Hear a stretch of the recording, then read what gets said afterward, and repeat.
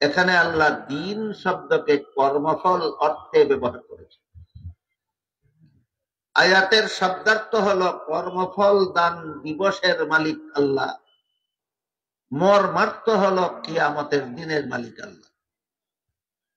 কিয়ামতের দিনকে আল্লাহ আয়াতে কর্মফল দেওয়ার দিন নামে আখ্যায়িত করেছেন। কেন? কারণ কিয়ামতের দিন সারা দুনিয়ার সমস্ত মানুষের সারা জীবনের আসল কর্মফল দেওয়া হবে। দুনিয়াতে যত মানুষ যত কর্ম করে, সৎকর্ম করুক আর অসৎকর্ম করুক, আসল ফলাফল দুনিয়াতে দেওয়া হয়। যারা দুনিয়াতে সৎকর্ম করে তাদের আসল ফলাফল ঘোষণা করা হবে হাসরের মাঠে, সেটা হলো জান্নাত। আর দুনিয়াতে যারা অসৎকর্ম করে তাদেরও আসল ফলাফল হাসরের মাঠে ঘোষণা করা হবে জাহান্নাম। কে জান্নাতি আর কে জাহান্নামী, কার দুনিয়ার জীবনের সকল কর্মফল জান্নাত আর কার দুনিয়ার সকল কর্মফল জাহান্নাম, সেই ঘোষণা দেওয়া হবে হাসরের মাঠে, কিয়ামতের দিনে। তাই কিয়ামতের দিনকে আল্লাহ সূরাতুল ফাতিহার ৩ নম্বর আয়াতে কর্মফল দেওয়ার দিন বলে আখ্যায়িত করেছেন। কাজেই এখানে দিন শব্দকে আল্লাহ কর্মফল অর্থে ব্যবহার করেছেন। এমর্মে আল্লাহ এক আয়াতে বলেন, ওয়াত্তাকু ইয়াওমান তুরজাউনা ফীহি ইলাল্লাহ সুম্মা তুওয়াফফা কুল্লু নাফসিন মা কাসাবাত ওয়া হুম লা ইউযলামুন।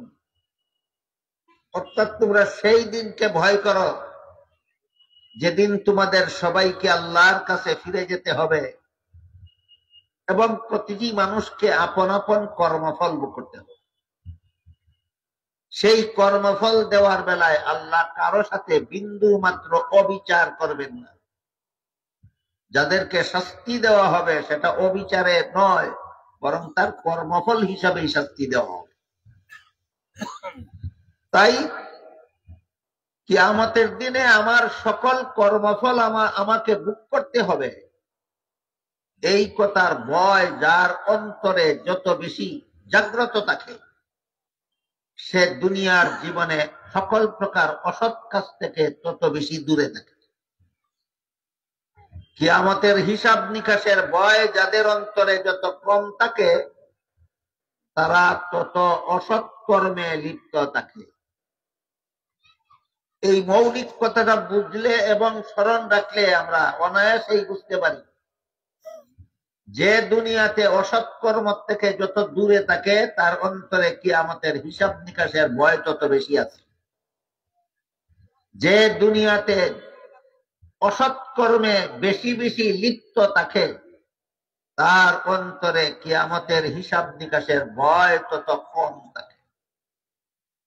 বুঝে থাকলে বলুন, কিয়ামতের হিসাব নিকাশের ভয় কম থাকা ভালো না বেশি থাকা ভালো? বেশি থাকলে হবে সৎ পথে জীবনযাপনকারী, আর কম থাকলে হবে অসৎ পথে জীবনযাপন। দুনিয়ার যত মানুষ অসৎ পথে জীবনযাপন করে তাদের অন্তরে শেষ বিচারের ভয় নাই, এই জন্য তাদের অসৎ কাজকর্ম করতে কোনো বাধা নাই। যাদের শেষ বিচারের ভয় আছে, কিয়ামতের হিসাব নিকাশের ভয় যাদের অন্তরে আছে, এরা অসৎ কাজে লিপ্ত হওয়ার সাহস করতে পারে না।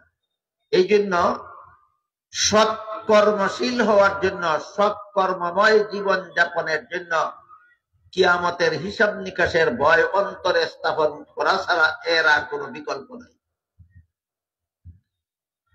এই দিন শব্দকে আল্লাহ পবিত্র কোরআনের সূরাতুল বাকারার 256 নম্বর আয়াতে আবার ব্যবহার করেছেন। আল্লাহ বলেন, লা ইকরাহা ফিদ্দীন।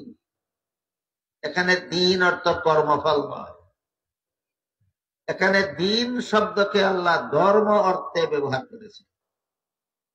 আয়াতের মর্ম হলো ধর্মের বেলায় বল প্রয়োগ চলবে না।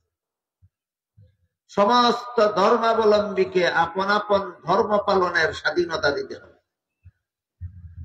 কাজেই লা ইকরাহা ফিদ্দীন আয়াতে দিন শব্দ কর্মফল অর্থে নয়, আল্লাহ ধর্ম অর্থে ব্যবহার করেছে।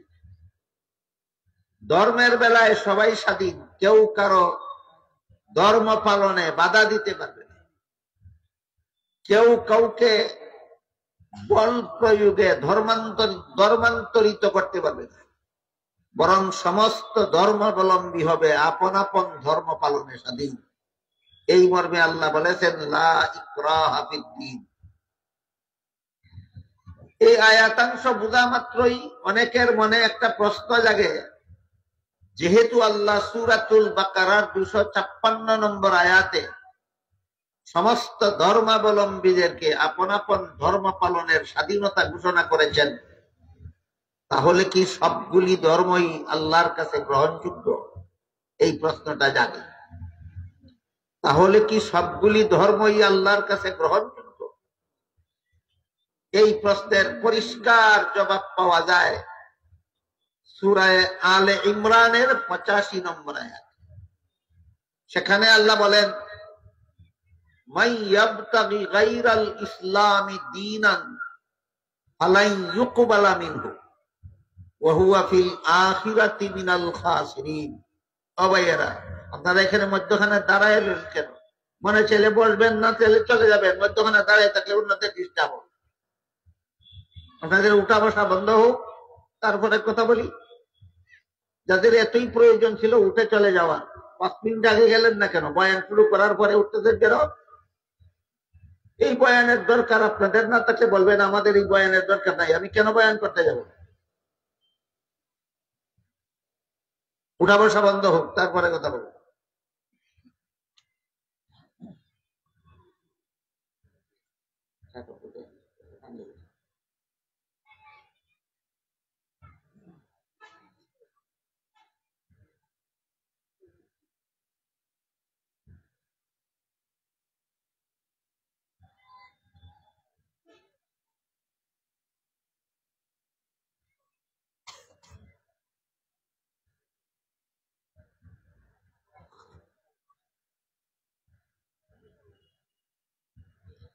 সূরা আলে ইমরানের 85 নম্বর আয়াতে আল্লাহ বলেন, মান ইয়াবতাগি গায়রাল ইসলামি দীনান ফালান ইউকবালা মিনহু।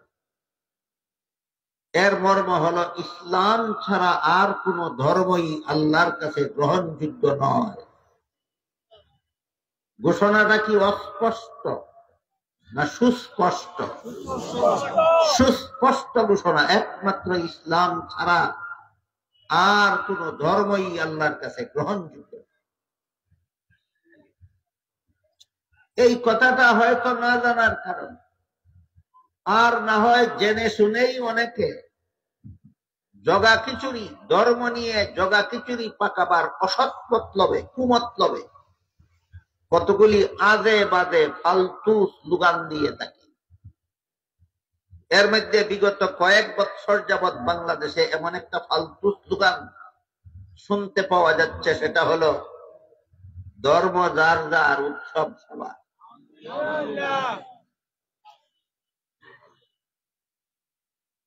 ধর্ম যার যার, উৎসব যদি সবার হয়, তাহলে মূর্তি পূজার ধর্ম হিন্দুদের, দুর্গা পূজা হিন্দুদের উৎসব, সেখানে যদি মুসলমান মিষ্টি খেতে যায়, ঈদুল আজহা মুসলমানের উৎসব, সেখানেও হিন্দুদের আনন্দ গরুর গোশত খাওয়াবার জন্য,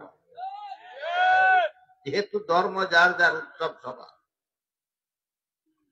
বহু মুসলমান হিন্দুদের দুর্গা পূজার উৎসবে মিষ্টি খেতে যায়, মুসলমানদের ঈদুল আজহায় গরুর গোশত খাওয়ার জন্য কোন হিন্দু আসে? তাহলে বেহায়া কারা? মূর্তি পূজারীরা বেহায়া না মুসলমানেরা বেহায়া? তোমরা এত বেহায়া কেন? এতগুলি ওয়াজ মাহফিল তোমাদের কান দিয়া ঢুকে না, এগুলি যায় কোথায়? কোন পাগলে যদি বলে কৃষিকাজ যার যার, ফসল সবার, কোন পাগলে যদি বলে ব্যবসা যার যার, মুনাফা সবার, কোন পাগলে যদি বলে চাকুরি যার যার বেতন সবার, মানবে কেউ? কোন ছাগলে যদি বলে বিয়া যার যার বউ সবার, সে যেমন ছাগল ঠিক তেমনি ভাবে যারা বলে ধর্ম যার যার উৎসব সবার, ওরাও ছাগল ছাড়া আর কিছু নয়। ধর্ম নিয়ে এমন পাগলামি সাগলামি কেন চলে? কারণ আল্লাহ যে সূরা আল ইমরানের 85 নম্বর আয়াতে বলে দিয়েছেন, একমাত্র ইসলাম ছাড়া আর কোন ধর্মই আল্লাহর কাছে গ্রহণযোগ্য নয়। এটা হয়তো জানে না, আর না হয় মানে না। হয়তো জানে না, আর না হয় না জানলেও বেঈমান, না মানলেও বেঈমান।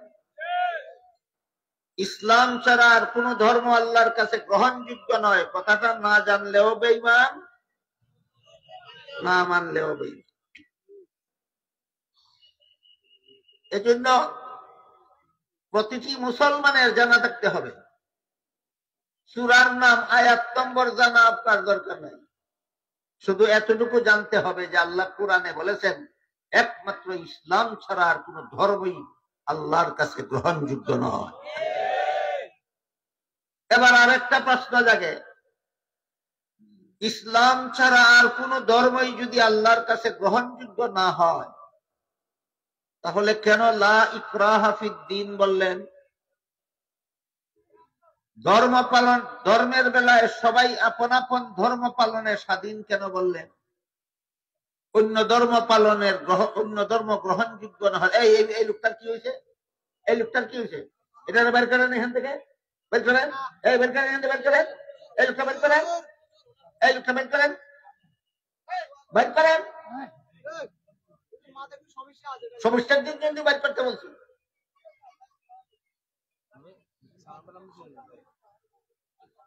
যদি ইসলাম ছাড়া আর কোন ধর্মই আল্লাহর কাছে গ্রহণযোগ্য না হয়, তাহলে সমস্ত ধর্মাবলম্বীদের আপন আপন ধর্ম পালনের স্বাধীনতা দিলেন কেন?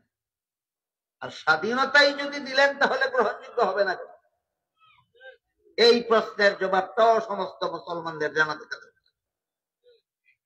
একটা সহজ উদাহরণের মাধ্যমে আমরা বুঝতে পারি, সেটা হলো যে কোনো শিক্ষা প্রতিষ্ঠানে ছাত্রদেরকে শিক্ষাদানের পর যখন পরীক্ষা দেওয়া হয়, ছাত্ররা যখন পরীক্ষার হলে প্রশ্নপত্র হাতে নিয়ে বসে, আপনারা বলুন তো সকল পরীক্ষার্থীরাই কি প্রশ্নের সঠিক জবাব লেখে? না অনেকে ভুলও লেখে। যারা ভুল লেখে তাদেরকে কি বাধা দেওয়া হয়? কেন বাধা দেওয়া হয় না? ভুল লেখলেও পাস করবে। তাহলে যেই ভুল লেখার দ্বারা পাস করবে না এমন লিখতে বাধা দেওয়া হয় না কেন? আর বাধাই যদি দেওয়া হয় না তাহলে পাস করবে না কেন? প্রশ্ন তো সেখানেও আসে। ওই প্রশ্নের যেই জবাব, এই প্রশ্নের সেই জবাব। পরীক্ষার হলে কোন পরীক্ষার্থী ছাত্র প্রশ্নের জবাব ভুল লেখলে গ্রহণযোগ্যতার কারণে বাধা দেওয়া হয় না, তা নয়, নিয়ম রক্ষার জন্য বাধা দেওয়া হয় না। ভুল লেখা গ্রহণযোগ্য নয়, কিন্তু বাধা দেওয়ার নিয়ম নাই। ঠিক তেমনিভাবে দুনিয়াতে কেউ ইসলাম ছাড়া আর কোন ভ্রান্ত ধর্ম পালন করলে গ্রহণযোগ্যতার কারণে বাধা দেওয়া হয় না, তা নয়, ইসলাম ছাড়া আর কোন ধর্ম আল্লাহর কাছে গ্রহণযোগ্য নয়, কিন্তু বাধা দেওয়ার নিয়ম নাই, তাই বাধা দেওয়া হয়। এই সুযোগে যদি কোন পরীক্ষার্থী ছাত্র প্রশ্নের জবাব ইচ্ছা মতো ভুল লেখে, তাহলে যেভাবে তার কপালে ঘোড়ার ডিম ছাড়া আর কিছু নাই, ঠিক তেমনি ভাবে এই সুযোগে যদি কেউ ইচ্ছা মতো যে কোনো ধর্ম পালন করে, তার কপালেও পরকালে আল্লাহ বলেন ওয়াহুয়া ফিল আখিরাতি মিনাল খাসিরিন, তার কপালেও জাহান্নাম ছাড়া আর কিছু নাই। এই হলো ধর্ম সম্পর্কে মোটামুটি যে কথাগুলি সমস্ত মুসলমানদের জানা থাকা দরকার। অতি সংক্ষেপে সেই কথাগুলি আপনাদের সামনে তুলে ধরব। মালিক ইয়াউমিদ্দিন আয়াতে আল্লাহ দিন শব্দকে কর্মফল অর্থে ব্যবহার করেছেন। লা ইকরাহা ফিদ্দীন আয়াতে আল্লাহ দিন শব্দকে ধর্ম অর্থে ব্যবহার করেন। ভুলে যাবেন না, এরপরে আরো কয়েকটা অর্থ আছে। সূরা শূরার 13 নম্বর আয়াতে আল্লাহ বলেছেন আকিমুদ্দিন। এখানেও দিন শব্দ ব্যবহৃত হয়েছে। এখানের দিন শব্দ কর্মফল অর্থেও নয়, ধর্ম অর্থেও নয়। আকিমুদ্দিন আয়াতে দিন শব্দ কর্মফলের অর্থেও আল্লাহ ব্যবহার করেননি, ধর্ম অর্থেও ব্যবহার করেননি। এখানে আল্লাহ দিন শব্দকে আল্লাহ ব্যবহার করেছেন ইসলামের সহি আকীদা বুঝাবার জন্য। সহি আকীদার বাংলা হলো বিশুদ্ধ মতবাদ। সহি আকীদার বাংলা আপনারা আগে বলুন, কোনটা বললে আপনারা সহজে বুঝবেন? ইসলামের বিশুদ্ধ মতবাদ। আল্লাহ বলেছেন আকিমুদ্দিন, ইসলামের বিশুদ্ধ মতবাদে অটল। এই আয়াত কেন নাযিল করেছিলেন? কারণ রাসূল করিম সাল্লাল্লাহু আলাইহি ওয়াসাল্লামের যুগেও যথেষ্ট মানুষ এমন ছিল যারা দাবি করত তাদের ধর্ম ইসলাম, কিন্তু মতবাদ ছিল ভ্রান্ত। ইসলামের নামে ভ্রান্ত মতবাদের অবকাশ এই মুসলমানদের সমাজে নাই। তাই আল্লাহ ঘোষণা দিয়ে বলেছেন আকিমুদ্দিন, সত্যই যদি তোমার ধর্ম ইসলাম হয়ে থাকে তাহলে ইসলামের বিশুদ্ধ মতবাদে অটল থাকো, ইসলামের নামে ভ্রান্ত মতবাদ পোষণ করো। আমাদের বর্তমান সমাজে ইসলামের নামে বহু ভ্রান্ত মতবাদ চালু। এইগুলির ব্যাপারে সর্বস্তরের মুসলমানদের সতর্ক হওয়া দরকার। আমাদের সমাজে ইসলামের নামে যত ভ্রান্ত মতবাদ চালু আছে, এর মধ্যে একটা ভ্রান্ত মতবাদ হইল কাদিয়ানি মতবাদ। কাদিয়ানিরা নিজেদের দলের নাম দিয়েছে আহমদিয়া মুসলিম জামাত। মুসলিম জামাত অর্থ মুসলমানের দল। মুসলিম জামাত শব্দের অর্থ মুসলমানের দল, মানে তারা মুসলমান, কিন্তু মতবাদ কুফর। দলের নাম মুসলমানের দল আর মতবাদ কুফরি। কাদিয়ানিরা কেন কাফের, এই প্রশ্নের জবাবও মাঝে মধ্যে দেখা যায় বাংলাদেশের অনেক বড় বড় শিক্ষিত পণ্ডিতও বুঝে না। এরা তর্ক জুড়ে দেয়, এরাও তো কলেমা পড়ে, নামাজ পড়ে, রোজা রাখে, হজ করে, যাকাত দেয়, কাফের হবে কেন? আমি আপনাদের জিজ্ঞেস করি, একটা লোক উযু করতে গিয়া মুখ ধোয়, হাত ধোয়, মাথা মাথা করে, পা ধোয়, আর ফাঁকে ফাঁকে পেশাব করে। এখন যদি কেউ প্রশ্ন করে উযু হবে না কেন, এই প্রশ্নের যেই জবাব, যারা কলেমা পড়ে, নামাজ পড়ে, রোজা রাখে, হজ করে, যাকাত দেয়, আর ওয়ালাকিন রাসূলুল্লাহি ওয়া খাতামান নাবিয়িন আয়াত মানে না, আর এরা কাফের হবে কেন, ওই প্রশ্নেরও সেই জবাব। উযু করতে গিয়ে শুধু মুখ ধুইলে, হাত ধুইলে, মাথা মাথা করলে, পাও ধুইলেই উযু হয়ে যায় না, শর্ত আছে। ওযু চালু থাকা অবস্থায় ওযু ভঙ্গ হওয়ার মতো কোন কর্মকাণ্ড করা যাবে না। ওযু চালু থাকা অবস্থায় ওযুও করে, বায়ুও ছাড়ে, ওযুও করে, বায়ুও ছাড়ে, ওযুও করে, বায়ুও ছাড়ে। এইভাবে সম্পূর্ণ ওযু করে শেষ করার পরে তার ওযু হয়েছে বলা যাবে না, বাতিল। যেভাবে বায়ু ছাড়ার কারণে ওযু বাতিল, ঠিক তেমনি ভাবে কাদিয়ানীরা গোলাম আহমদ কাদিয়ানীকে নবী মানার কারণে কলেমা, নামাজ, রোজা বাতিল। আমাদের দেশের অনেক বড় বড় পণ্ডিতেরা মাঝে মধ্যে বুঝে না, পণ্ডিতের মাথায় ধরে না, কলেমা পড়ে, নামাজ পড়ে, কাদিয়ানী কাফের হবে। এই জন্য আমি মনে করি এই প্রশ্নের জবাবটাও সর্বস্তরের মুসলমানের পরিষ্কার ভাবে বুঝা দেবে। পবিত্র কোরআনের সূরা আহজাবের 40 নম্বর আয়াতে আল্লাহ আমাদের নবীকে একটি উপাধি দিয়েছেন, সেটা হলো ওয়ালাকিন রাসূলুল্লাহি ওয়া খাতামান নাবিয়্যিন। এই খাতামান নাবিয়্যিন উপাধিটা মনে রাখুন, কোরআনের ভাষায়, বাংলা অর্থ আমি পরে বলব। সূরা আহজাবের 40 নম্বর আয়াতে আল্লাহ আমাদের নবীকে খাতামান নাবিয়্যিন বা খাতামুন নাবিয়্যিন উপাধি দিয়েছেন। সূরার নাম, আয়াত নম্বর ভুলে যাবেন না। সূরা আহজাবের 40 নম্বর আয়াতে আল্লাহ আমাদের নবীকে কি উপাধি দিয়েছেন? খাতামুন নবী। এবার শুনুন এর অর্থ কি।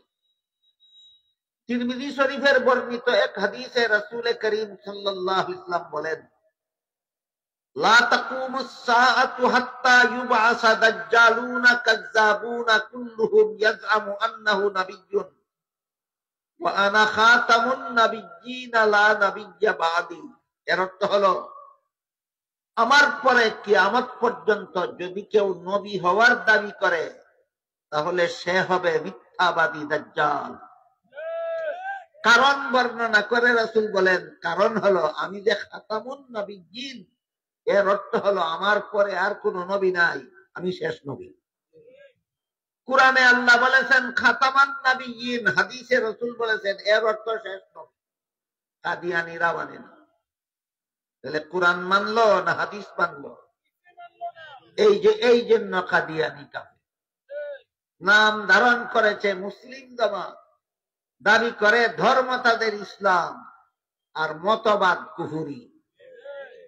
এইরকম ইসলামের নাম নিয়ে এমন বাটপারি করতে নিষেধ করে দিয়েই আল্লাহ সূরা 13 নম্বর আয়াতে বলেছেন, আকিমুদ্দিন, ইসলামের বিশুদ্ধ মতবাদে অটল থাকো। সত্যই যদি ধর্ম তোমার ইসলাম হয়ে থাকে তাহলে ইসলামের বিশুদ্ধ মতবাদে অটল থাকো। ইসলামের নামে ভ্রান্ত মতবাদ পোষণ করা যাবে না। ভ্রান্ত মতবাদ দুই প্রকারের আছে।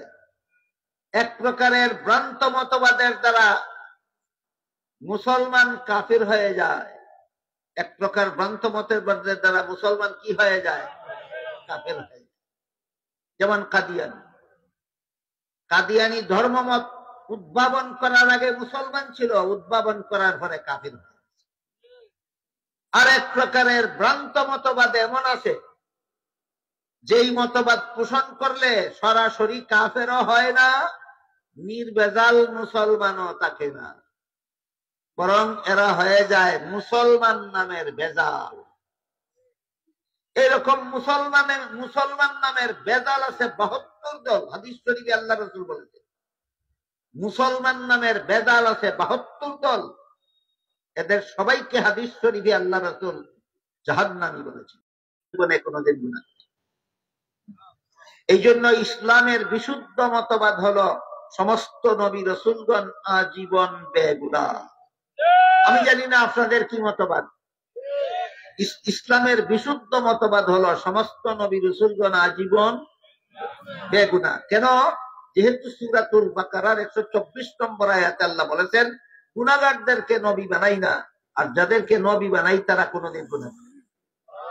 এই আয়াতের ভিত্তিতে ইসলামের বিশুদ্ধ মতবাদ হলো সমস্ত নবী রাসূলগণ আজীবন বেগুনাহ হয়ে থাকেন।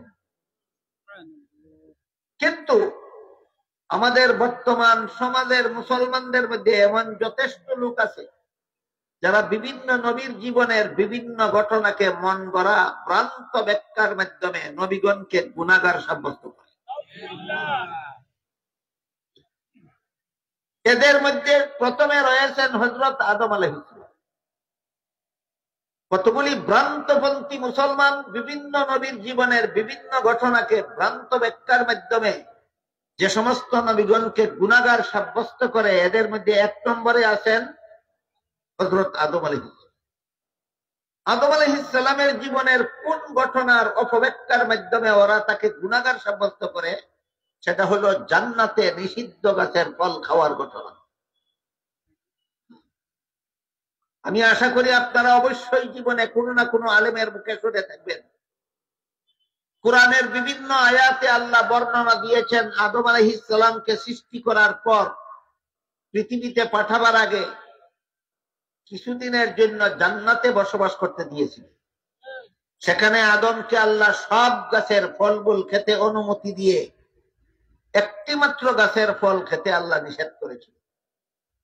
কিন্তু শেষ পর্যন্ত ইবলিসের ধোঁকায় পড়ে আদম নিষিদ্ধ গাছের ফল খেয়েছিলেন, এই বিবরণ কুরআনেই আছে, একাধিকবার আছে। এবার বুঝে থাকলে বলুন, আদমকে জান্নাতে একটি গাছের ফল খেতে আল্লাহ নিষেধ করেছিলেন কিনা? শেষ পর্যন্ত ইবলিসের ধোঁকায় পড়ে আদম সেই নিষিদ্ধ গাছের ফল খেয়েছিলেন কিনা? এই বিবরণ কোরআনে আছে। এখন যারা স্বঘোষিত পণ্ডিত, কিছু লোক আছে মুসলমানদের মধ্যে স্বঘোষিত পণ্ডিত, আর কিছু লোক আছে মুসলমানদের মধ্যে স্বঘোষিত আমির। কেউ স্বঘোষিত পণ্ডিত, কেউ স্বঘোষিত আমির। স্বঘোষিত আমিরদের মধ্যে বর্তমান দুনিয়ার একজন চরম বিতর্কিত আমির হলেন মৌলানা সাদ সাহেব। তিনি কি রাসূলের পদ্ধতিতে মনোনীত আমির না স্বঘোষিত আমির? তিনিও এমন একজন পণ্ডিত যিনি বিভিন্ন নবীর জীবনের বিভিন্ন ঘটনাকে মন গড়া ব্যাখ্যা করে ওদেরকে গুনাহগার সাব্যস্ত করে। এভাবে কিছু স্বঘোষিত আমির জন্মায় মাঝে মধ্যে মুসলমান সমাজে, আর কিছু স্বঘোষিত পণ্ডিত জন্ম হয় মুসলমান সমাজের মধ্যে। ওরা আদম আলাইহিস সালামের জান্নাতের নিষিদ্ধ গাছের ফল খাওয়ার ঘটনাকে ব্যাখ্যাটা এভাবে করে যে আল্লাহর আদেশ নিষেধ লঙ্ঘন করলেই গুনাহ হয়, আর আদম যে আল্লাহর নিষেধ লঙ্ঘন করেছিলেন তা তো কোরআনেই আছে, তাই আদম গুনাহ করেছে। এই হলো তাদের ব্যাখ্যার নমুনা। আমি একটু সময়ের জন্য জিজ্ঞাসা করি আপনাদেরকে, এই ব্যাখ্যাটা যদি আমি এই মুহূর্তে মেনে নেই যে আল্লাহর আদেশ নিষেধ লঙ্ঘন করলেই গুনাহ হয়, আর আদম যে লঙ্ঘন করেছিলেন সেটা তো কোরআনেই আছে, তাই আদমের সেই নিষেধ লঙ্ঘন করা ছিল গুনাহ, এই কথাটা যদি আমি আপাতত মেনে নেই, আল্লাহ যে বলেছিলেন সূরাতুল বাকারার 124 নম্বর আয়াতে, কোন গুনাহগারকে নবী বানাই না, আল্লাহর সেই সার্বজনীন মূলনীতি এই ব্যাখ্যার দ্বারা রক্ষা হয় না লঙ্ঘন হয়? এটাই প্রমাণ তোমার ব্যাখ্যাটা ভুল। কোরআনের যে ব্যাখ্যার দ্বারা আল্লাহর মূলনীতি লঙ্ঘন হয়, নবীগণের জীবনের যে ঘটনার ব্যাখ্যার দ্বারা আল্লাহর সার্বজনীন মূলনীতি লঙ্ঘন হয়, এটাই প্রমাণ তোমার ব্যাখ্যাটা ভুল। তাহলে জান্নাতে আদমের নিষিদ্ধ গাছের ফল খাওয়ার সহি ব্যাখ্যা কি? আমি সেই প্রশ্নের জবাব পরে দেব।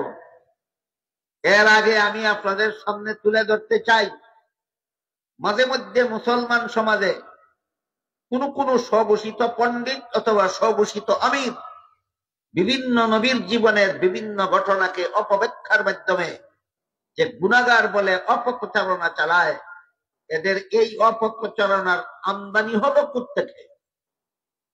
এদের অপপ্রচারের আমদানি হয়েছে খ্রিস্টানদের কাছ থেকে।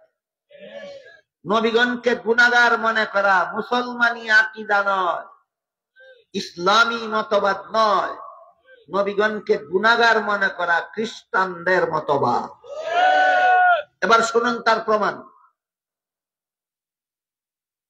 বাংলাদেশের স্বাধীনতা লগ্ন থেকে খ্রিস্টানদের একটা সংগঠন বাংলাদেশের মুসলমানদের বিরুদ্ধে খ্রিস্ট ধর্ম প্রচারের কাজ করে যাচ্ছে। সংগঠনটার নাম হলো খ্রিস্টান মিশনারি বাংলাদেশ। এই খ্রিস্টান মিশনারি বাংলাদেশের পক্ষ থেকে বাংলা ভাষায় তাদের ধর্মীয় অনেকগুলি পুস্তক পুস্তিকা তারা প্রকাশ করেছে। তোর মধ্যে খ্রিস্টানদের প্রকাশিত একটি পুস্তিকা বাংলা ভাষায় প্রকাশিত, পুস্তিকাটির নাম হলো কোরআনের আলোকে বেহেশতে যাওয়ার পথ।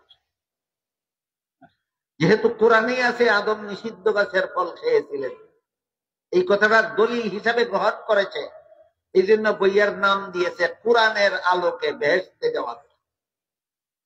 এই বইয়ে খ্রিস্টানেরা লিখেছে প্রথম নবী আদম প্রথম পাপিষ্ট। কি ছিল আদমের পাপ? খ্রিস্টানেরা তাদের বইয়ে লিখেছে জান্নাতে নিষিদ্ধ গাছের ফল খাওয়া ছিল আদমের পাপ। তারপরে দ্বিতীয় যে কথাটা তাদের বইয়ে লিখেছে সেটা হলো এই পাপিষ্ট আদমের বংশে যত নবী জন্মগ্রহণ করেছে সবগুলি নবী জন্মগত পাপিষ্ট। কি ছিল অন্যান্য নবীর পাপ? বইয়ে লিখেছে পাপিষ্ট আদমের বংশে জন্ম হওয়াটাই ছিল অন্যান্য নবীর পাপ। খ্রিস্টানদের ধর্ম মতে কতগুলি গাঁজা কুড়ি কথাকে ধর্মের নামে তারা চালিয়ে দিয়েছে। এরপরে তারা লেখে শেষ পর্যন্ত আল্লাহ একজন নবীকে নিষ্পাপ বানাবার জন্য তাকে আর পাপিষ্ট আদমের বংশে জন্ম না দিয়ে স্বয়ং আল্লাহর ঔরসে জন্ম দিবে। আরেকটা গাঞ্জাখুরি কথা, তিনি পাপিষ্ঠ আদমের বংশে জন্ম না হয়ে আল্লাহর ঔরসে জন্ম হওয়ার কারণে এই একজন নবী হলেন নিষ্পাপ, তিনি হলেন হযরত ঈসা আলাইহিস সালাম। তাহলে নবীগণকে পাপিষ্ঠ সাব্যস্ত করা, আদম নবীকে জান্নাতে নিষিদ্ধ গাছের ফল খাওয়ার কারণে আদমকে পাপিষ্ঠ সাব্যস্ত করা, খ্রিস্টানদের লিখিত বইয়ের বিবরণ যারা শুনেছেন বুঝেছেন তারা বলুন, এভাবে নবীগণকে গুনাহগার সাব্যস্ত করা যে মুসলমানি মতবাদ না খ্রিস্টানি মতবাদ? সুতরাং মৌলানা সাদ সাবি হোক আর যে সাবি হোক, নবীগণকে গুনাহগার সাব্যস্ত করে যারা মুসলমান সমাজে অপপ্রচারণা চালায়, এরা ইচ্ছায় অনিচ্ছায় খ্রিস্টানদের দালাল। দুইটা কুখ্যাত গোষ্ঠীর দুনিয়াতে দুইটা কুস্বভাব আছে। একটা কুখ্যাত গোষ্ঠীর নাম হলো খ্রিস্টান, এদের কুস্বভাব হলো নবীগণকে পাপিষ্ঠ সাব্যস্ত করা। এতক্ষণে বুঝলেন খ্রিস্টানদের কুস্বভাব কি? নবীগণকে কি সাব্যস্ত করা? পাপিষ্ঠ সাব্যস্ত করা। আরেকটা কুখ্যাত গোষ্ঠী আছে, এদের আরেকটা কুস্বভাব আছে, এই গোষ্ঠীটা হলো ইহুদি। এদের কুস্বভাব হলো নবীগণ এবং নবীগণের সঠিক অনুসারীদেরকে হত্যা করা। ইহুদিদের কুস্বভাব হলো সত্যপন্থীদের হত্যা করা, আর খ্রিস্টানদের কুস্বভাব হলো নবীগণকে গুনাহগার সাব্যস্ত করা। উভয়টা কুস্বভাব কুখ্যাত সাদপন্থীদের মধ্যে বিদ্যমান। এদের নেতা সাদ সাহেব নবীগণকে গুনাহগার সাব্যস্ত করে। শুধু তাই নয়, এরা 2018 সালের 1 ডিসেম্বর টঙ্গীর ময়দানে একজন সঠিকপন্থী মুসলমানকে হত্যা করেছিল। 2024 সালের 18 ডিসেম্বর আরো 4 জন সঠিকপন্থী মুসলমানকে এই টঙ্গীর ময়দানে হত্যা করেছে। সুতরাং নবীগণকে গুনাহগার সাব্যস্ত করার কুস্বভাব সাদপন্থীদের মধ্যে বিদ্যমান, আর নবীগণের সঠিক অনুসারীদেরকে হত্যা করার কুস্বভাব ইহুদিদের সাদপন্থীদের মধ্যে বিদ্যমান। সুতরাং নিঃসন্দেহে এরা ইহুদি খ্রিস্টানের দালাল, চাপার জুড়ে নয়। বর্তমান বাংলাদেশ সরকারের গোয়েন্দা বিভাগের কাছে এর তথ্য উপাত্ত সংগৃহীত হয়েছে, গোয়েন্দা বিভাগ থেকে তথ্য প্রকাশিত হয়েছে। বর্তমান দুনিয়ার সবচেয়ে বড় জঘন্যতম সন্ত্রাসী গোষ্ঠী ইসরায়েলের ইহুদিদের সাথে এই সাতপন্থীদের গোপন সম্পর্ক বিদ্যমান।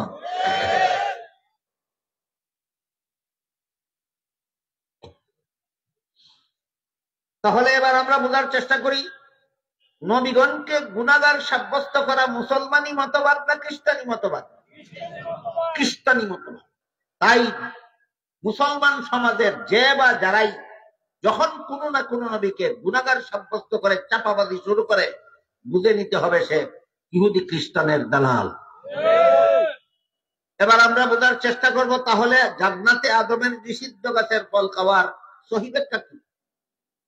মূল ব্যাখ্যা তো হলো গুনাহ ছিল। জান্নাতে আদমের নিষিদ্ধ গাছের ফল খাওয়ার মূল ব্যাখ্যা হইল ফল খাওয়াটা গুনাহ ছিল। এই ব্যাখ্যাটা যে ভুল তার প্রমাণ কি? আল্লাহর মূলনীতির সাথে সাংঘর্ষিক। এই ব্যাখ্যা যে ভুল তার প্রমাণ কি? কোন মূলনীতি? যে মূলনীতি আল্লাহ সূরাতুল বাকারার 124 নম্বর আয়াতে বলে দিয়েছেন, লা ইয়ানালু আহদিজ জালিমিন, গুনাহগারদেরকে আমি নবী বানাই না। এই মূলনীতির সাথে এই ব্যাখ্যা সাংঘর্ষিক, এটাই প্রমাণ। এমন ব্যাখ্যা ভুল যে ব্যাখ্যার দ্বারা কোন নবী গুনাহগার সাব্যস্ত হয়। তাই এবার প্রশ্ন জাগে, তাহলে জান্নাতে আদমের নিষিদ্ধ গাছের ফল খাওয়ার সহি ব্যাখ্যা কি? বিগত 1300 বছরের ইতিহাসে সঠিকপন্থী মুসলমানদের নাম হলো আহলে সুন্নাত ওয়াল জামাত। সঠিকপন্থী মুসলমানদের পরিচয় আহলে সুন্নাত ওয়াল জামাত। তবে এখানেও কিছু কথা আছে। যেমন ভাবে কাদিয়ানীরা কাফিরের দল হয়েও নিজেদের দলের নাম দিয়েছে মুসলমানের দল, তেমনি ভাবে কিছু লোক বেদাতীদের দল হয়েও নিজেদের নাম দিয়েছে আহলে সুন্নাত ওয়াল জামাত। যেমন ভাবে কাদিয়ানীরা আসলেই মুসলমানের জমাত নয়, মুসলমানের দল নয়, সরল মুসলমানকে ধোঁকা দেওয়ার জন্য এই মুসলমানের দল নামের মুখোশ ধারণ করেছে। ঠিক তেমনি ভাবে বেদাতিরা আহলে সুন্নাত ওয়াল জামাত নয়, সরল মুসলমানকে ধোঁকা দেওয়ার জন্য এরা আহলে সুন্নাত ওয়াল জামাত নামের মুখোশ ধারণ করেছে। কোন আহলে সুন্নাত ওয়াল জামাত এর দাবিদারকে যদি কোনো বেদাতি কর্মকাণ্ডে লিপ্ত দেখেন, তাহলে বুঝবেন ও কাদিয়ানীদের মতো ধোঁকাবাজ। তাদের মতো ধোঁকাবাজ, কাদিয়ানীদের মতো ধোঁকাবাজ। এরকম ধোঁকাবাজ আহলে সুন্নাত ওয়াল জামাতের কথা বলছি না। সত্যিকারের আহলে সুন্নাত ওয়াল জামাত মুসলমানের একটি মাত্র দল, যাদেরকে আল্লাহ রাসূল জান্নাতি মুসলমান বলে আখ্যায়িত করেছেন, যাদের ইসলাম ভেজাল নয়, যাদের ইসলাম নির্ভেজাল। এইরকম আহলে সুন্নাত ওয়াল জামাতের নির্ভেজাল আকীদার অনুসারী মুসলমানদের যারাই বিগত 1300 বছরের ইতিহাসে কোরআন শরীফের তাফসীর লিখেছেন, প্রায় সকল তাফসীরে উল্লেখ আছে আদমের নিষিদ্ধ, জান্নাতে নিষিদ্ধ গাছের ফল খাওয়ার বিভিন্ন সহিহ ব্যাখ্যা। বলুন, আদমের জান্নাতে নিষিদ্ধ গাছের ফল খাওয়ার সহিহ ব্যাখ্যা তাফসীরের কিতাবে লেখা নাই না লেখা আছে? একটা মাত্র ব্যাখ্যা না বিভিন্ন ব্যাখ্যা? বিভিন্ন ব্যাখ্যা লেখা আছে। এর মধ্যে থেকে আজকের মতো আমি আপনাদের একটা ব্যাখ্যা শুনি। তাফসীরের কিতাবাদিতে লেখা আছে, মানুষের কোন কাজে সওয়াব হয়, কোন কাজে গুনাহ হয়। দুনিয়ার জীবনে মানুষের কোন কাজে সওয়াব হয়, কোন কাজে গুনাহ হয়। কোন জীবনে? জান্নাতি জীবনের কোন কাজে সওয়াব নাই, গুনাহ নাই। জান্নাতি জীবনের কোন কাজে সওয়াব নাই, গুনাহ নাই। এবার বলুন, আদম নিষিদ্ধ গাছের ফল খেয়েছিলেন কোন জীবনে? এর সাথে সওয়াবেরও কোনো সম্পর্ক নাই, গুনাহের কোনো সম্পর্ক। এই ব্যাখ্যাটা কি আল্লাহর মূলনীতির সাথে সাংঘর্ষিক হয় না অনুকূলে হয়? এটাই প্রমাণ ব্যাখ্যাটা শুদ্ধ। এটাই কিসের প্রমাণ? ব্যাখ্যাটা শুদ্ধ। বলুন তো, দুনিয়ার জীবনে কোন মুসলমান যদি 4-এর চেয়ে বেশি বউ একত্রে ঘরে রাখে, হালাল না হারাম? 4-এর বেশি বউ একত্রে রাখা সওয়াবের কাজ না গুনার কাজ? হাদিস শরীফে রাসূল বলেছেন, জান্নাতে এক একজন মুসলমানকে কমপক্ষে 72 জন বউ দেওয়া হবে। ওইটা কিভাবে হালাল হবে? এই প্রশ্নের যেই জবাব আদম আল্লাহর নিষেধ লঙ্ঘন করলেন, কেন গুনাহ হবে না, ওই প্রশ্নের সেই জবাব। আমি কি বুঝাতে পারলাম বিষয়টা? বলুন, আপনাদেরকে যে জান্নাতে 72 জন স্ত্রী দেওয়া হবে, 4-এর বেশি স্ত্রী রাখা তো হারাম, সেটা হালাল হবে কিভাবে? একই জবাব। আদম নিষিদ্ধ গাছের ফল খেলেন, গুনাহ হলো না কেন, এই প্রশ্নের কি জবাব? একই জবাব। চাপাবাজরা এখানে এসে বলে, জান্নাতে নিষিদ্ধ গাছের ফল খাওয়া আদমের গুনাহ না হয়ে থাকলে এই ঘটনাকে কেন্দ্র করে আল্লাহ তাকে জান্নাত থেকে বের করে দিলেন কেন? এটা হলো চাপাবাজি। যখন দলিল দিয়া পারে না, তখন চাপাবাজি শুরু করে। এটা হলো চাপাবাজি। আমি চাপাবাজির জবাব পরে দেব। আগে জিজ্ঞাসা করি আপনাদের, রমজান মাসের দিনের বেলায় কোন রোজাদার জোহরের নামাজ পড়ার জন্য ওযু করতে গিয়ে কুলি করার সময় যদি অনিচ্ছাবশত 2-1 ফোঁটা পানি তার পেটে চলে যায়, গুনাহ হবে? এখন যদি চাপাবাজ বলে গুনাহ না হলে কাজা করতে হবে কেন, ওই প্রশ্নের যেই জবাব, আদমের নিষিদ্ধ গাছের ফল খাওয়া গুনাহ না হলে জান্নাত থেকে বের করে দুনিয়াতে পাঠালেন কেন, এই প্রশ্নেরও সেই জবাব। আমার প্রশ্নের যেই জবাব, তোমার প্রশ্নের সেই জবাব। গেল জান্নাতে আদমের নিষিদ্ধ গাছের ফল খাওয়ার একটা সহিহ ব্যাখ্যা। কি সে ব্যাখ্যা? এটা জান্নাতি জীবনের ঘটনা, যার সাথে সওয়াব গুনার কোনো সম্পর্ক নাই। এটা জান্নাতি জীবনের ঘটনা, যার সাথে সওয়াব গুনার কোনো সম্পর্ক নাই। 2 নম্বর সহিহ ব্যাখ্যা, দুনিয়ার জীবনেও কেউ যদি আল্লাহর নিষিদ্ধতার কথা ভুলে গিয়ে নিষেধ লঙ্ঘন করে, দুনিয়াতেও গুনাহ হয় না। যেমন কোন রোজাদার দিনের বেলায় রোজার কথা ভুলে গিয়ে খানা পিনা করেই ফেলল।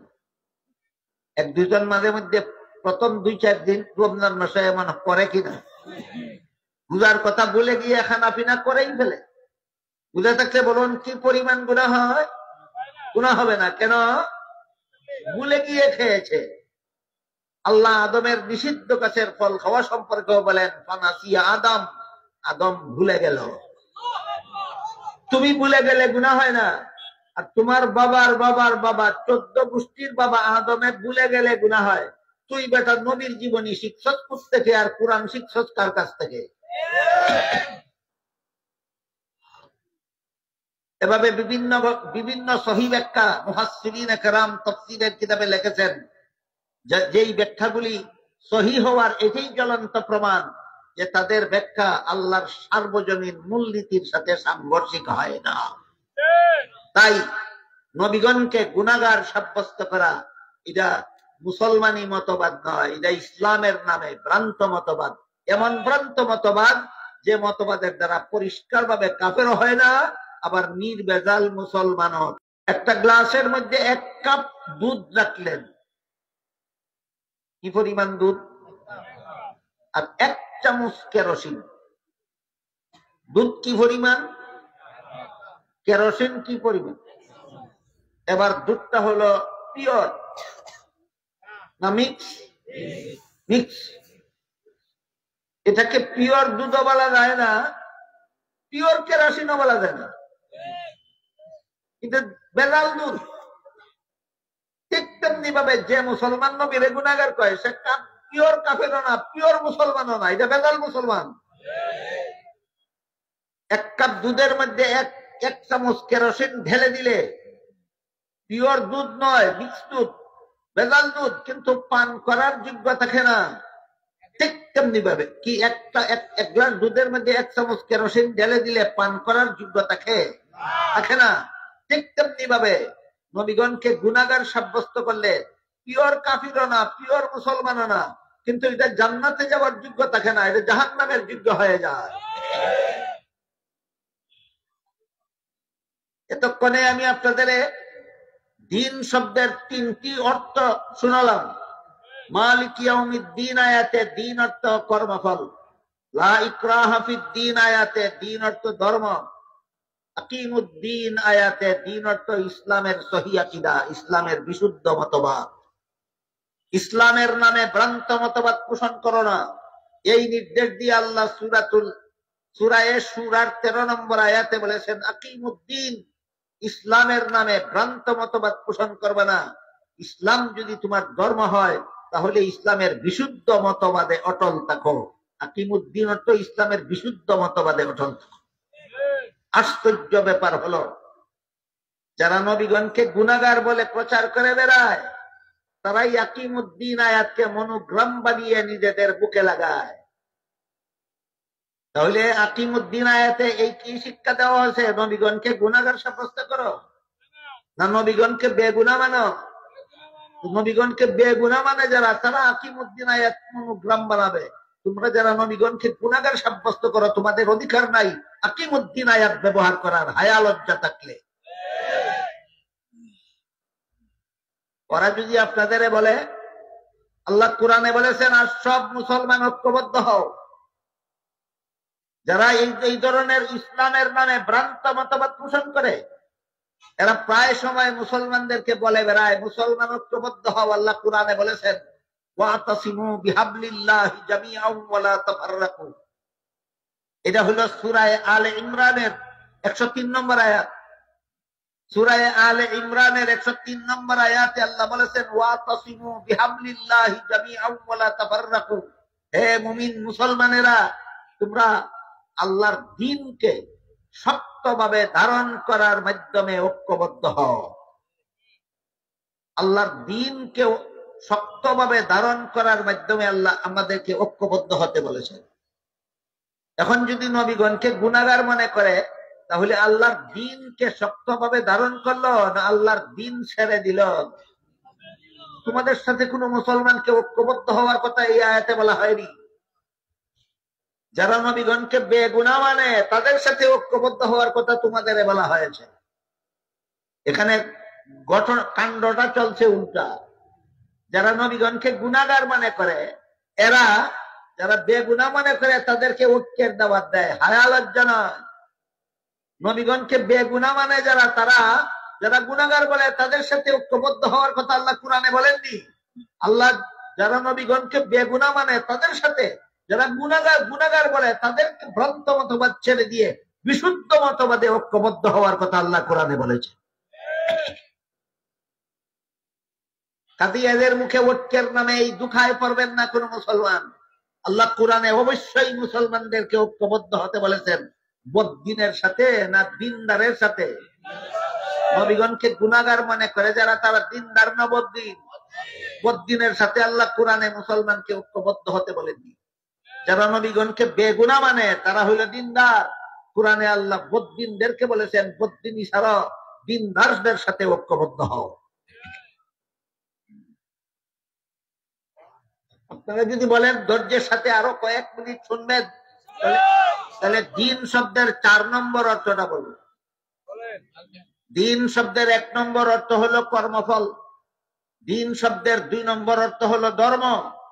দিন শব্দের 3 নম্বর অর্থ হলো ইসলামের বিশুদ্ধ মতবাদ। দিন শব্দের 4 নম্বর অর্থ হলো ইসলামের বিধিবিধান। 4 নম্বর অর্থটা কি? ইসলামের বিধিবিধান। এই মর্মে আল্লাহ সূরা মায়েদার 3 নম্বর আয়াতে বলেন, আল ইয়াউমা আকমালতু লাকুম দীনাকুম, আজকে আমি তোমাদের দ্বীনকে পরিপূর্ণ করে দিলাম। এবার বলুন, এখানে দ্বীন অর্থ ইসলামের বিধিবিধান। আল ইয়াউমা আকমালতু লাকুম দীনাকুম আয়াতাংশে আল্লাহ দ্বীন শব্দকে ইসলামের বিধিবিধান অর্থে ব্যবহার করেছেন। এখানে দ্বীন অর্থ কর্মফল নয়, এখানে দ্বীন অর্থ ধর্মও নয়, এখানে দ্বীন অর্থ বিশুদ্ধ মতবাদ নয়, এখানে দ্বীন অর্থ ইসলামের বিধিবিধান।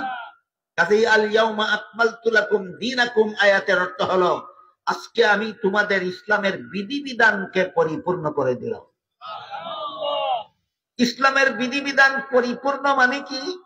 ইসলামের বিধিবিধান পরিপূর্ণ কথার যত ব্যাখ্যা আছে, মুফাসসিরিনে কেরাম তাফসীরের কিতাবে বিস্তারিত ব্যাখ্যা বিশ্লেষণ লিখেছেন। সবগুলির সারমর্ম হলো ইসলামের বিধিবিধান মানব জীবনের সব সমস্যার সমাধান। ইসলামের বিধিবিধান পরিপূর্ণ, এর সকল ব্যাখ্যার সারমর্ম কি? ইসলামের বিধিবিধান মানব জীবনের সব সমস্যার সমাধান।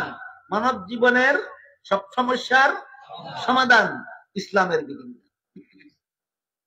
তবে মানব জীবনের সব সমস্যার সমাধান কথার একটু তারতম্য আছে। অন্যান্য নবীর ধর্ম ও ইসলাম, আদম আলাইহিস সালামের মাধ্যমে আল্লাহ দুনিয়ার মানুষের কাছে ইসলাম ধর্মই প্রচার করেছিলেন। নূহ আলাইহিস সালামের মাধ্যমেও ইসলাম ধর্মই প্রচার করেছিলেন। ইব্রাহিম আলাইহিস সালামের মাধ্যমেও ইসলাম ধর্ম প্রচার করেছিলেন। মুসা আলাইহিস সালামের মাধ্যমেও ইসলাম ধর্ম প্রচার করেছিলেন। ঈসা আলাইহিস সালামের মাধ্যমেও ইসলাম ধর্ম প্রচার করেছিলেন।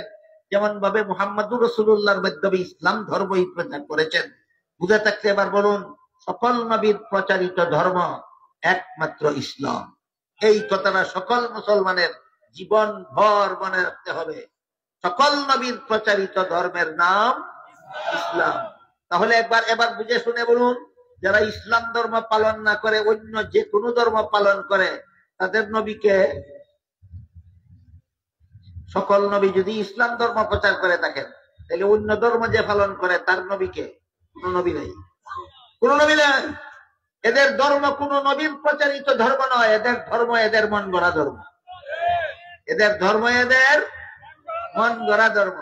এই জন্য আল্লাহ সূরা আলে ইমরানের 85 নম্বর আয়াতে বলে দিয়েছেন, একমাত্র ইসলাম ছাড়া আর কোন ধর্মই আল্লাহর কাছে গ্রহণযোগ্য নয়।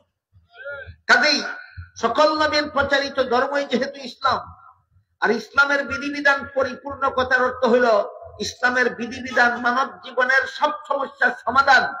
এইরকম সব সমস্যার সমাধান হওয়ার বেলায় অন্যান্য নবীর প্রচারিত ইসলামের সব সমস্যার সমাধান হওয়া আর মুহাম্মদুর রাসূলুল্লাহর ইসলামের বিধিবিধানের সব সমস্যার সমাধান হওয়ায় একটা আকাশ পাতাল ব্যবধান আছে।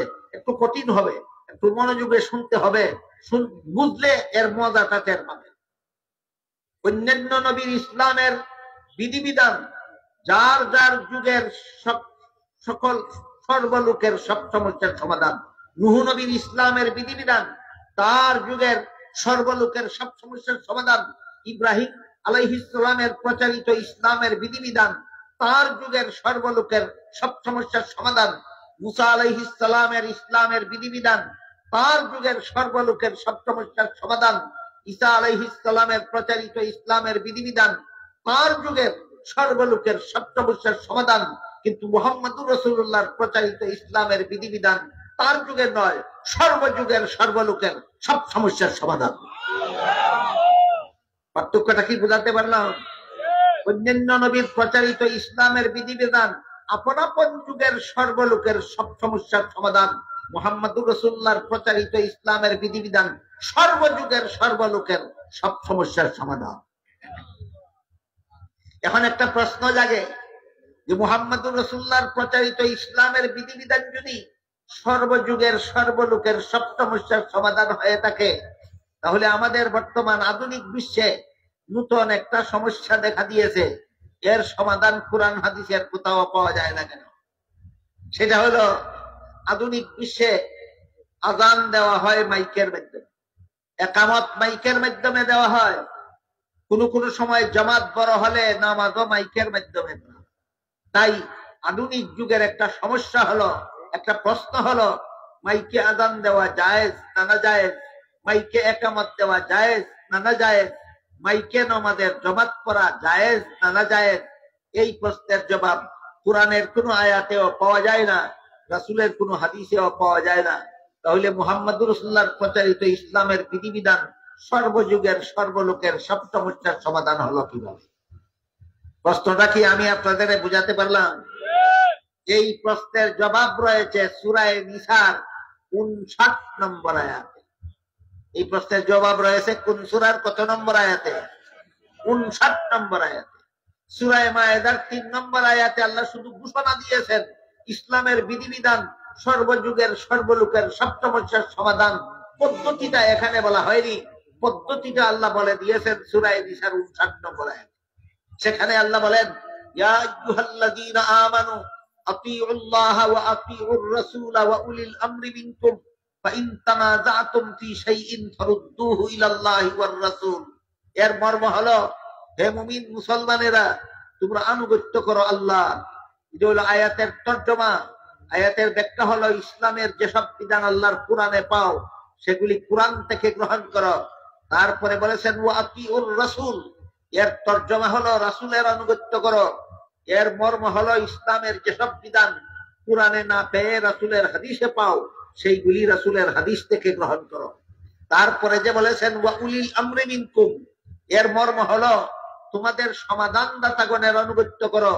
মর্ম হলো, ইসলামের যেসব বিধান সরাসরি কোরআনেও না পাও, সরাসরি হাদিসেও না পাও, সেইগুলি যদি উম্মতের ইজমার মধ্যে পাও, তাহলে সেই সমাধান, সেই বিধান উম্মতের ইজমাত থেকে গ্রহণ। এখানে আরেকটু খোলাসা না করলে আপনাদের কথাটা বুঝে আসবে না।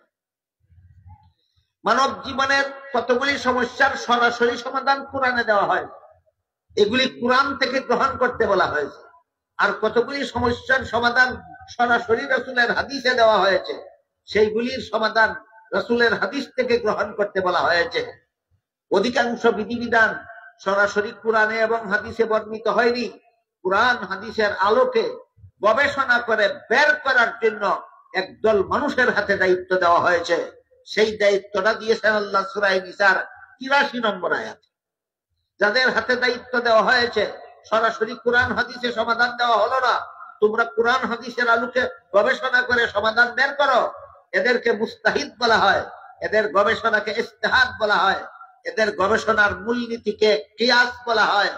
এভাবে সমাধান বের করাকে কোরআন হাদিসের ভাষায় ইস্তেমবাত বলা হয়।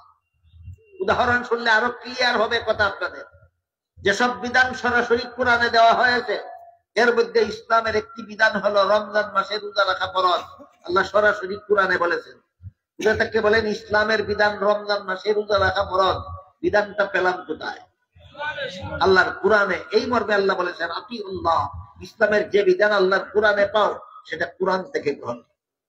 কিন্তু রমজান মাসে কতদিন রোজা রাখা ফরজ, এই প্রশ্নের জবাব কোরআনে আল্লাহ দেননি। হাদিস শরীফে রাসূল বলেছেন, যেই বছর রমজান মাসের 29 তারিখ বিকাল বেলা ঈদের চাঁদ দেখা যাবে না, সেই বছর 30 দিন রোজা রাখা ফরজ। আর যেই বছর রমজান মাসের 29 তারিখ বিকাল বেলা নতুন চাঁদ দেখা যাবে, সেই বছর 29 দিন রোজা রাখা ফরজ। এবার বলুন, কোন বছর রমজান মাসে 30 দিন রোজা রাখা ফরজ আর কোন বছর রমজান মাসে 29 দিন রোজা রাখা ফরজ, এই প্রশ্নের সমাধান পেলাম কোথায়? রাসূলের হাদিসে। তারপরে লক্ষ্য করুন, রাসূলের ইন্তেকালের পরে রাসূলের প্রথম খলিফা কে হবেন, এই প্রশ্নের জবাব কুরআনের কোন আয়াতে নাই। রাসূলের কোন হাদিসেও সুস্পষ্ট ভাবে বলা হয়নি যে আমার পরে আবু বকর হবে আমার প্রথম খলিফা। এরকম পরিষ্কার সমাধান রাসূলের হাদিসেও নাই। এবার ওই ওয়াউলিল আমরি মিনকুম সূরা নিসার 59 নম্বর আয়াতে আল্লাহ বলেছিলেন, কুরআনেও পাও না হাদিসেও পাও না, এমন বিষয়ের সমাধান মুস্তাহিদগণ গবেষণা করে বের করো।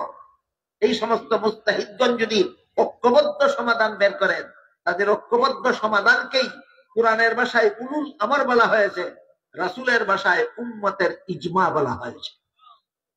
উম্মতের ইজমার 3টা স্তর আছে, একটা সাহাবায়ে কেরামের ইজমা, একটা মুস্তাহিদ ইমামগণের ইজমা, একটা যুগ শ্রেষ্ঠ মুফতিগণের ইজমা। 3টা ইজমার 3টা বৈশিষ্ট্য আছে। যেই ব্যাপারে সাহাবাগণ ঐক্যবদ্ধ সমাধান বের করেছেন, সেই ব্যাপারে কোন মযহাবের ইমামদের দ্বিমত করার অধিকার থাকে না। যেই ব্যাপারে মযহাবের ইমামগণ ঐক্যবদ্ধ সমাধান দিয়েছেন, সেই ব্যাপারে দুনিয়ার কোন আলেমের দ্বিমত করার অধিকার থাকে না। যেই ব্যাপারে যুগ শ্রেষ্ঠ মুফতিগণ ঐক্যবদ্ধ সমাধান দিয়েছেন, সেই ব্যাপারে যারা মুফতি নয় তাদের দ্বিমত করার অধিকার থাকে না। এবার 3টা ইজমার 3টা উদাহরণ শুনুন। রাসূলের ইন্তেকালের পর রাসূলের প্রথম খলিফা কে হবেন, এটা নিয়ে গবেষণা করলেন সাহাবায়ে কেরাম। সহিহ বুখারী শরীফের একটি হাদিসের আলোকে তারা সমাধান বের করলেন, একমাত্র আবু বকর সিদ্দিক রাদিয়াল্লাহু আনহু রাসূলের প্রথম খলিফা হওয়ার যোগ্য। আপনারা বিশ্বাস করেন কিনা? আবু বকর রাসূলের প্রথম খলিফা হওয়ার যোগ্য। এই কথাটা কোরআনে ছিল না, এই কথাটা হাদিসে ছিল না, সাহাবায়ে কেরামের ইজমার দ্বারা সাব্যস্ত হয়েছে। কাদের ইজমার দ্বারা সাব্যস্ত হয়েছে? এই জন্য ইমাম আবু হানিফার দ্বিমত নাই কেন? দ্বিমত করার অধিকার নাই, এটা সাহাবাদের ইজমা। ইমাম শাফিঈর দ্বিমত নাই, দ্বিমত করার অধিকার নাই। ইমাম মালিকের দ্বিমত নাই, দ্বিমত করার অধিকারও নাই। ইমাম আহমদ বিন হাম্বলের দ্বিমত নাই, দ্বিমত করার অধিকারও নাই, যেহেতু এটা সাহাবায়ে কেরামের ইজমা। আর মুস্তাহিদ ইমামগণের ইজমার উদাহরণ হলো তারাবির নামাজ 20 রাকাতের কম নয়। এই ব্যাপারে মুস্তাহিদ ইমামগণ ঐক্যবদ্ধ সমাধান দিয়েছেন, তারাবির নামাজ 20 রাকাতের কম নয়। কাজেই তারাবির নামাজ 20 রাকাতের কম ফরাকে সুন্নত বলা, এটা অধিকার নাই এই কথা বলার, এই মন্তব্য করার, যেহেতু মুস্তাহিদ ইমামগণ এই ব্যাপারে ঐক্যবদ্ধ সিদ্ধান্ত দিয়েছেন। যেখানে মুস্তাহিদ ইমামগণ ঐক্যবদ্ধ সিদ্ধান্ত দেন, সেখানে কোনো আলেমের দ্বিমত করার অধিকার থাকে না। অথচ বর্তমান সমাজের একদল জাহেলরা বলে তাকে তারাবির নামাজ 20 রাকাত নয়, তারাবির নামাজ 8 রাকাত। আলেমরা বলে না, জাহেলরা বলে। এই জাহেলদেরকে জিজ্ঞেস করেন পাইলা কোথায়, বলে সহিহ বুখারী শরীফের হাদিসে পেয়েছে। সহিহ বুখারী শরীফ তার হাতে উঠিয়ে দিয়ে বলুন কোন হাদিসে আছে দেখাও। তখন বলে আমি কিতাব পড়তে জানি না। কত বড় পণ্ডিত, যে কিতাবের রিডিং পড়তে জানে না, সেই কিতাবের রেফারেন্স দিয়ে বলে তারাবির নামাজ 8 রাকাত। জিজ্ঞেস করুন পাইলা কোথায়, বলে বাংলা বুখারীতে পেয়েছে। আমি জিজ্ঞেস করি আপনাদেরকে, বাংলা বুখারী কি মূল কিতাব না অনুবাদ? অনুবাদে তো ভুল হতে পারে। আমি একটু সময়ের জন্য মেনে নিলাম অনুবাদে ভুল নাই, শুদ্ধ অনুবাদ, দেখাও হাদিস কোনটা। তখন সেই হাদিসটা দেখায়। বুখারী শরীফের এক হাদিসে উল্লেখ আছে, নবীর বিবি আয়েশা রাদিয়াল্লাহু তাআলা আনহা বলেন, রাসূল করিম সাল্লাল্লাহু আলাইহি ওয়াসাল্লাম এশার পর থেকে ফজরের পূর্ব পর্যন্ত যে নামাজগুলি পড়তেন, এইগুলিকে হাদিসের ভাষায় সলাতুল লাইল বলা হয়, রাতের নামাজ। এশার পর থেকে ফজর পর্যন্ত এই সময়ের ভিতরে রাসূল যে গভীর রাতে যে নামাজগুলি পড়তেন, এইগুলিকে হাদিসের ভাষায় রাতের নামাজ বলা হয়। বুখারী শরীফের হাদিসটা হইল, নবীর বিবি আয়েশা বলেন, এই রাতের নামাজ আল্লাহর রাসূল বিতির সহ 11 রাকাত পড়তেন। কাজেই 11 রাকাত থেকে বিতিরের 3 রাকাত বাদ দিলে 8 রাকাত। 8 রাকাত পাওয়া গেল তো। যেই হাদিসে এই 8 রাকাতের কথা পাওয়া গেছে, এই হাদিসে উল্লেখ আছে এই 8 রাকাত নামাজ রাসূল 12 মাসেই পড়তেন। এখন কি হইল? এখন ঘটনাটা কি হইল বলুন? বুখারী শরীফের যে হাদিসে আছে রাসূল 8 রাকাত পড়তেন, কোন মাস? 12 মাসের 8 রাকাতের নাম তাহাজ্জুদ, তারাবি না তাহাজ্জুদ? বাট পারে কিসের হাদিস দিয়া কিসের দলিল দিল? তাহাজ্জুদের হাদিস দিয়া তারাবির দলিল দিল। নবীর হাদিস নিয়ে এমন বাটপারি আহলে হাদিস নামের বাটপাররা সারা দুনিয়াতে আর কেউ করে না।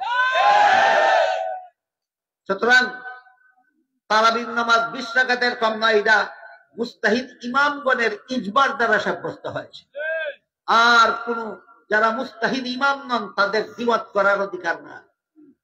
আর মাইকে আযান দেওয়া জায়েজ, মাইকে একামত দেওয়া জায়েজ, প্রয়োজনে জমাত বড় হলে মাইকে নামাজ পড়া জায়েজ।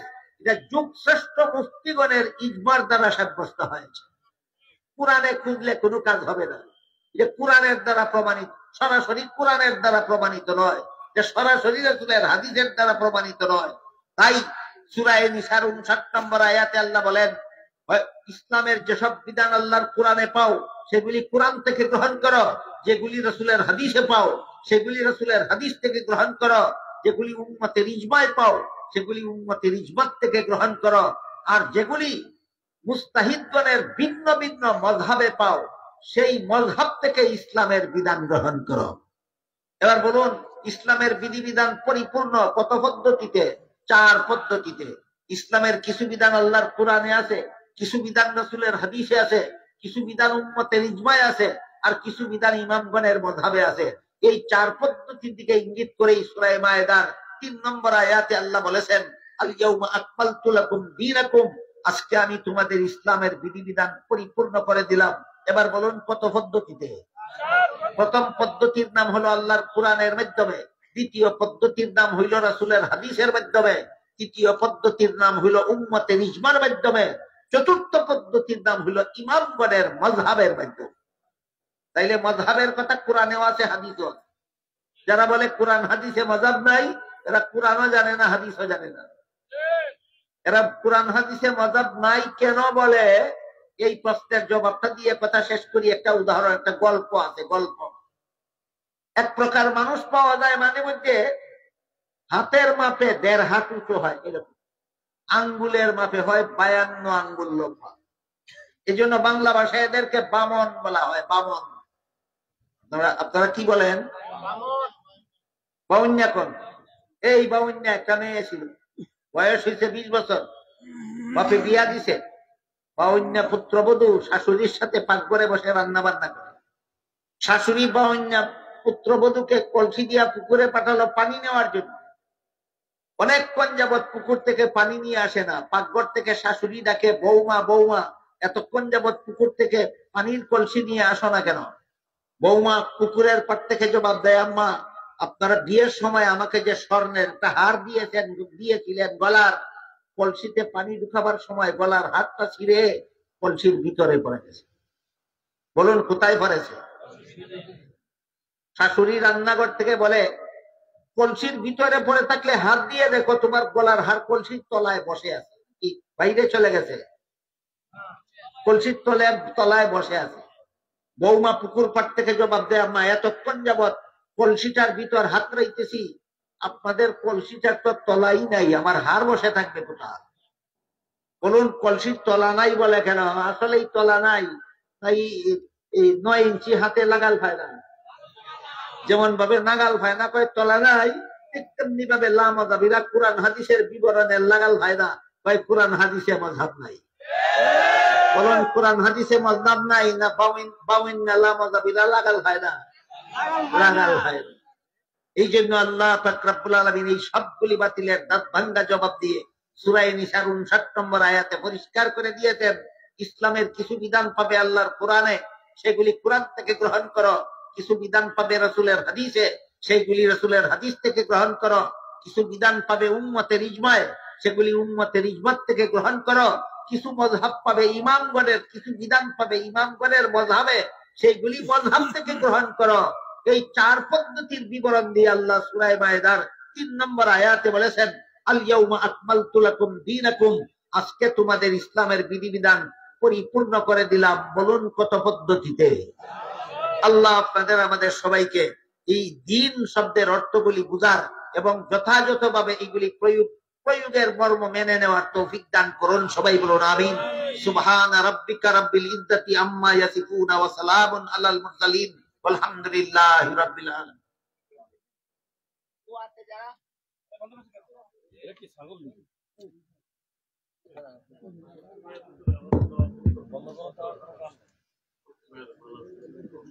আর বেশি বলেন। দোয়াতে যারা শরীক হবেন বসা থাকুন, আস্তাগফিরুল্লাহ দুরূদ শরীফ পড়ুন। বলেন।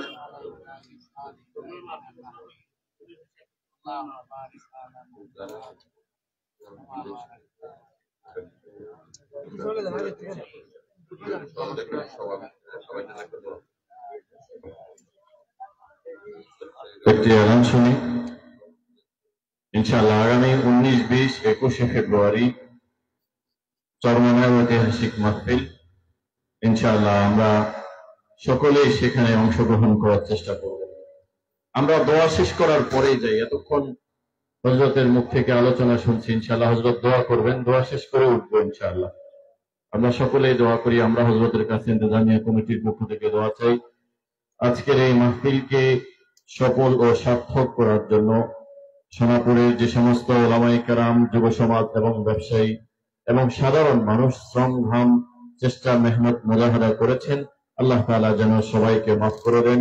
আল্লাহ তাআলা যেন সবার এই মুজাহাদাকে কবুল করে নেন।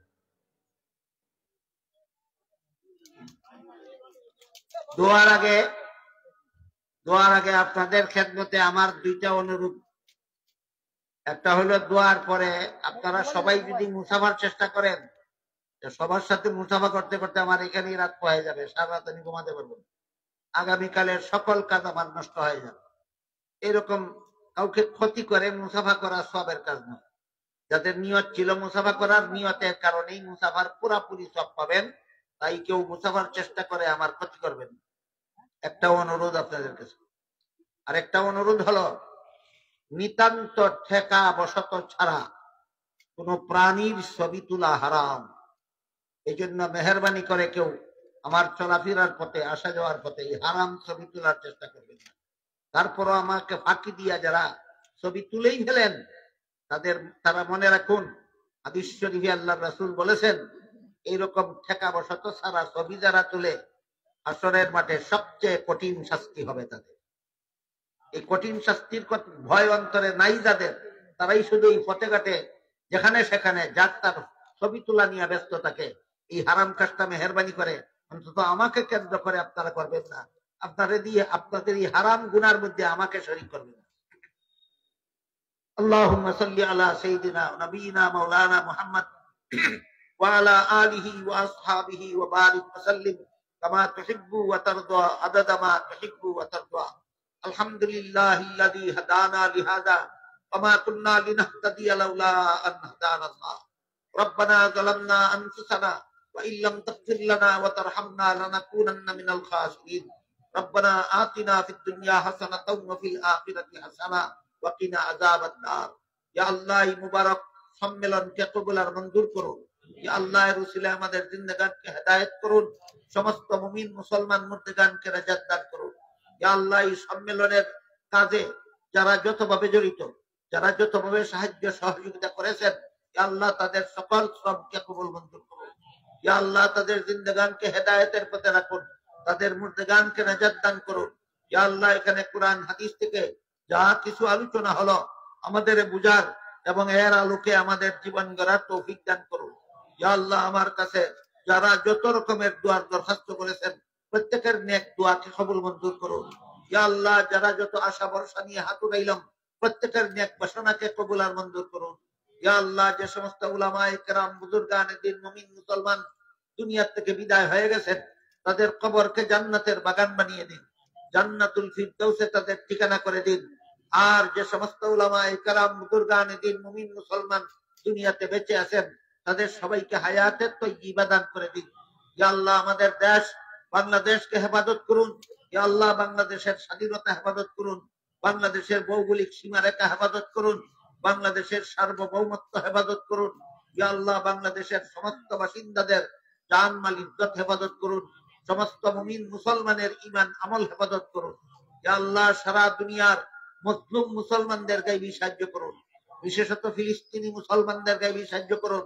ইয়া আল্লাহ, কাশ্মীরি মুসলমানদের গায়বী সাহায্য করুন, রোহিঙ্গা মুসলমানদের গায়বী সাহায্য করুন।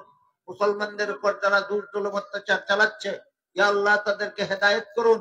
যাদের কপালে হেদায়েত নাই তাদেরকে আপনি যেভাবে নমরুদকে দমন করেছেন, যেভাবে ফেরাউনকে দমন করেছেন, যেভাবে আব্রাহার হস্তি বাহিনীকে দমন করেছেন, সেইভাবে সন্ত্রাসী জালেমদের দমন করে আপনার অসহায় বান্দা বান্দীদের রক্ষা করুন।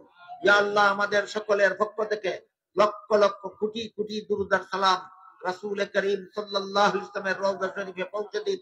রব্বানা তাকাব্বাল মিন্না ইন্নাকা আনতাস সামিউল আলিম ওয়া তুব আলাইনা ইন্নাকা আনতাত তাওয়াবুর রহিম ওয়া সুবহানা রাব্বিকা রাব্বিল ইজ্জাতি আম্মা ইয়াসিফুনা ওয়া সালামুন আলাল মুরসালিন ওয়ালহামদুলিল্লাহি রাব্বিল আলামিন। আমিন বিরহমাতিকা ইয়া আরহামার রাহিমিন।